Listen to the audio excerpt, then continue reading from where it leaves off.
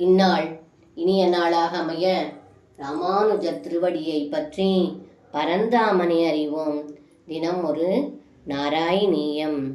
ராதா துங்க பயோதர சாது பரிரம்பலோலுபாத்மானம் ஆராதயே பவந்தம் பவனபுராதீச சமய சகலகதான்.